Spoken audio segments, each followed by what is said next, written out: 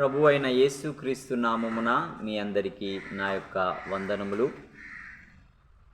ఈ యొక్క సమయమందు మత్తయి సువార్త 24వ అధ్యాయంలో ప్రభువు రాబోవుచున్న దినములలో కలుగబోయే భయానకమైన పరిస్థితులను గూర్చి తెలియపరిచినవి యావత్ ప్రపంచంలో నేడు జరగడం మనము చూస్తున్నాం. కరువులు సంభవిస్తున్నాయి, భూకంపాలు సంభవిస్తున్నాయి, తెగుళ్ళు కొత్తవి పుట్టుకొస్తున్నాయి. వాటి వలన ఎందరో రాలిపోతూ ఉన్నారు. అంత మాత్రమే కాక మోసం విస్తరిస్తున్నది, కరువులు సంభవిస్తున్నవి, ప్రేమలు చల్లారిపోతున్నాయి, అక్రమం విస్తరిస్తున్నది. ఇవన్నీ ప్రభువు త్వరలో రాబోవుటకు ముంగుర్తుగా జరగబోచున్న కార్యాలే.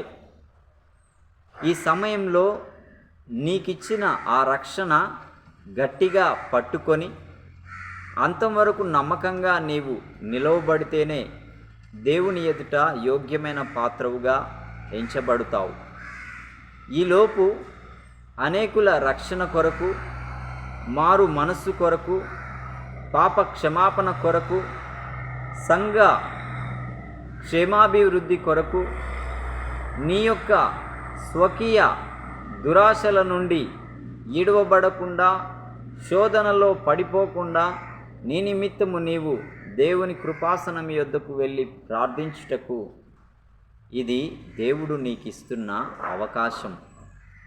ఎందరో ఎన్నో చేయటానికి వారు శ్రమపడుతున్నారు, పనులు చేయుచున్నారు, ప్రకటన చేయుచున్నారు. కానీ చేయవలసినది ఒకటి చేయడంలో నిర్లక్ష్యం వహిస్తున్నారు. అదియే అబ్బా తండ్రి అని జీవము గల ఆ దేవుని యొద్ద ప్రార్థించడం నేటి తరంలో చాలా కొదువై ఉన్నదండి. అట్టి కొదువను తీర్చే వ్యక్తివిగా ఈ తరమందు నీ ప్రాంతంలో, నీ ప్రజల మధ్యన, నీ సంఘంలో, నీ సమాజంలో ఒక దేదీప్యమైన దీపముగా నీవు వెలగాలంటే దేవుని కృపాసనం యొద్దకు వెళ్ళి ప్రార్థించినప్పుడే అది సాధ్యమవుతుంది. కొంత మట్టుకు మేలుకరంగా, లాభకరంగా కొన్ని ఆత్మలు దేవుని వైపు తిరుగుటకు అవకాశంగాను, దేవుని యొక్క నిత్య సంకల్పము లోకమందు జరుగు నిమిత్తమై నీవంతుగా నీవు దినములో కొంత సమయము నీ దేవునికి వెచ్చించవా? దేవుడిచ్చిన ఆత్మ ద్వారా అబ్బా తండ్రి అని అనేకుల కొరకై మొర్రపెట్టవా?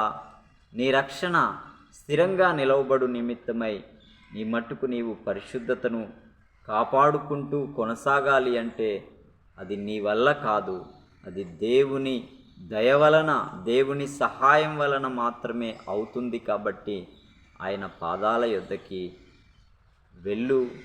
ఆయన పాదాల యొద్ద నీవు మేలును, దీవెనను, ఆశీర్వాదమును, ఆరోగ్యమును, ఇతరుల రక్షణను, ఇంకా దేశంలో, ప్రపంచంలో సంభవిస్తున్న ఈ పరిస్థితులలో అనేకులకు ఆదరణ కలిగే విధంగా, ప్రోత్సాహము కలిగే విధంగా, సహాయం దేవుని వలన కలిగే విధంగా ఎన్నో చూడరానివి, ఎన్నో వినరానివి నేటి దినాల్లో మనం వింటున్నాం.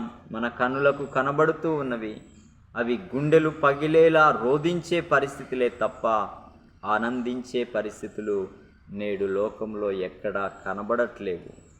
ఇవన్నీ చూస్తున్న నీవు నిమ్మకు నీరెత్తినట్లుగా ఉండక నీ వంతు నీవు బాధ్యత వహించి దేవుని పాదాల యొద్దకు వెళ్ళి ప్రార్థించవలసినదిగా, నీ యొక్క క్షేమం కోరి దేవుని చిత్తం నెరవేర్పు నిమిత్తమై ప్రార్థన చేయాల్సినదిగా, మరి ముఖ్యంగా నీవు సిద్ధపడుతూ కొందరిని సిద్ధపరిచే పాత్రవుగా నీవు ఉండాలనేది ప్రభు యొక్క దివ్య సంకల్పమై ఉన్నది. ఆ సంకల్పాన్ని నీ వంతు నీవు నెరవేర్చే బిడ్డవుగా, నా వంతు నేను నెరవేర్చే వ్యక్తినిగా ఉండునట్లు ముందుకు ఆయన నామమును బట్టి సాగి వెళ్దాం. దేవుడు తన మాటలు మన వినికిడిలో దీవించునుగాక. ఆమెన్. ఆమెన్.